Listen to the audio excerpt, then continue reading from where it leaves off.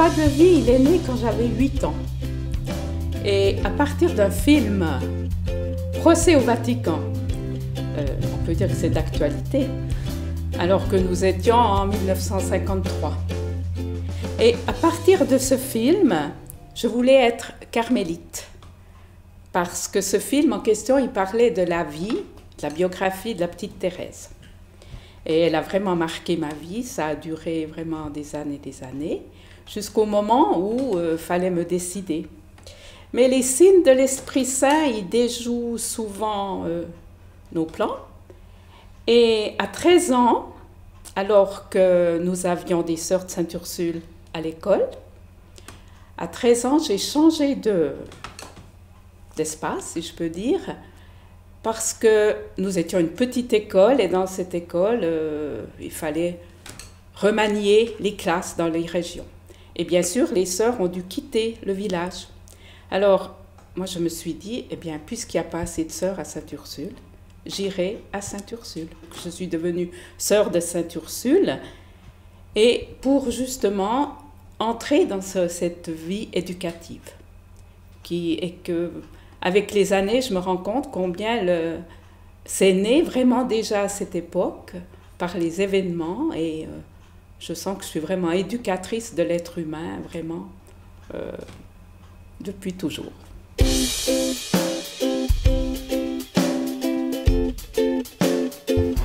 quelqu'un pour toi. Voilà. Et bienvenue chez moi. Au commencement, j'étais persuadée que j'allais me marier.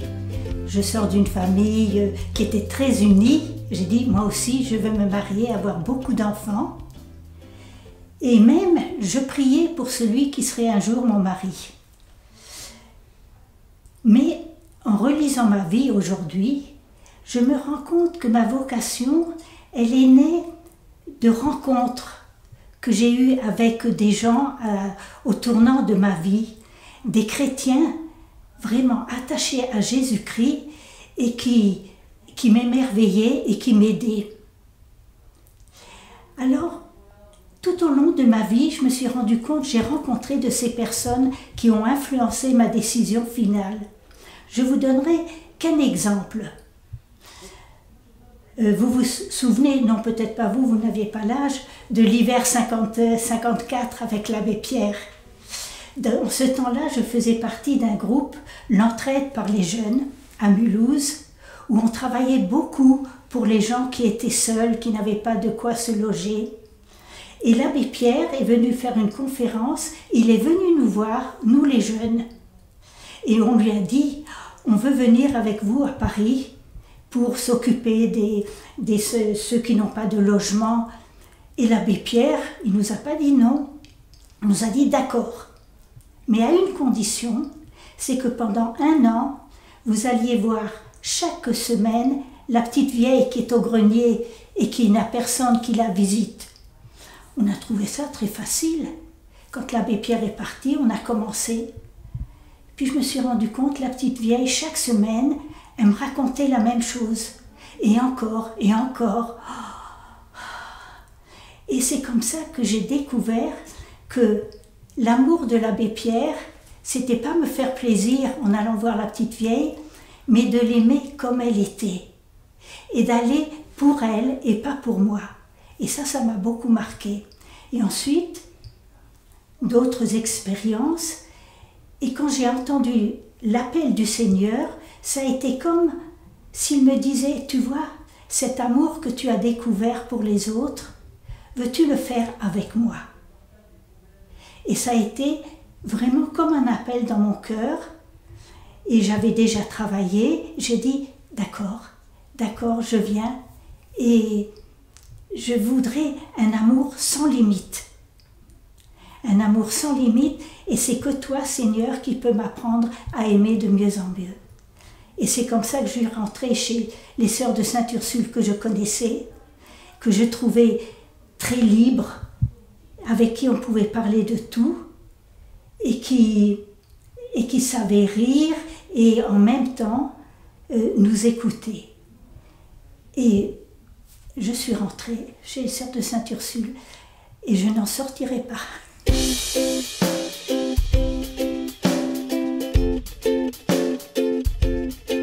Alors, ma consoeur, quand elle a parlé de l'histoire, il y a notre enracinement à Jésus-Christ. Donc, ces temps forts de prière, de contemplation, pour pouvoir être envoyés justement dans nos différentes missions, puisque notre vocation, c'est sortir pour Dieu. L'un ne va pas sans l'autre et en même temps être ouverte dans l'actualité du monde. On n'est pas du monde, mais on est dans le monde.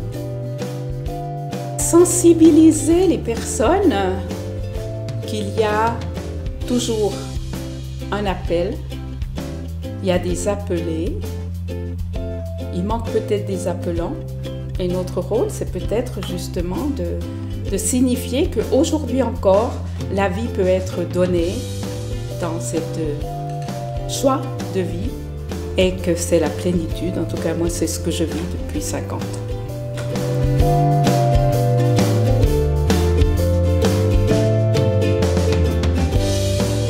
Alors, la grande surprise, quand je suis arrivée, j'ai eu un problème de genou qui s'est arrêté, donc un cartilage qui a craqué, je ne pouvais plus marcher. Donc, j'ai dû faire kiné, médecin, donc j'avais pas grand-chose à faire. Mais je m'étais dit, comme mes sœurs, je vais voir où je pourrais continuer ce que je faisais avant. Et j'ai beaucoup travaillé auprès des petites gens qui ne savent pas s'exprimer, qui ont du mal à prier ou qui ont envie de parler, mais ne trouvant pas leurs mots. Alors je me suis dit, bon, je vais continuer mon travail que je faisais à la prison. J'étais visiteuse de prison. Je vais continuer un travail auprès des étrangers, faire un club de femmes pour faire des loisirs. C'est pour ça que j'ai appris à faire un tas de choses avec mes mains, comme sécher des plantes et puis en faire des décorations. Ça, tout le monde peut le faire. Et alors, mon travail aujourd'hui, je peux, malgré mes jambes et mes béquilles, je peux aller déjà à la petite maison, à la prison. Et à la prison, je rencontre des femmes, beaucoup de femmes qui viennent voir leur mari.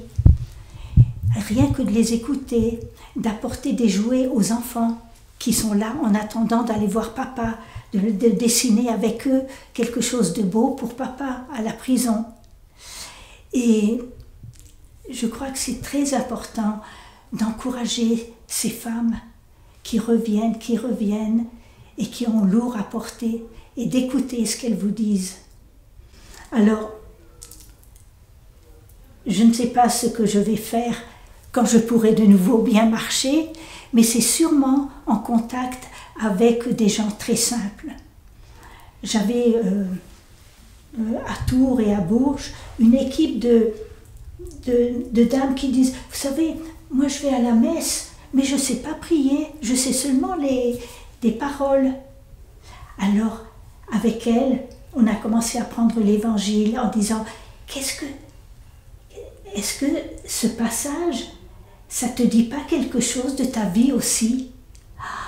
Et elles me découvrent des choses magnifiques. Et je suis très heureuse de prier tout simplement avec les gens à partir d'un texte de l'Évangile. Oh, c'est à peu près l'essentiel, hein.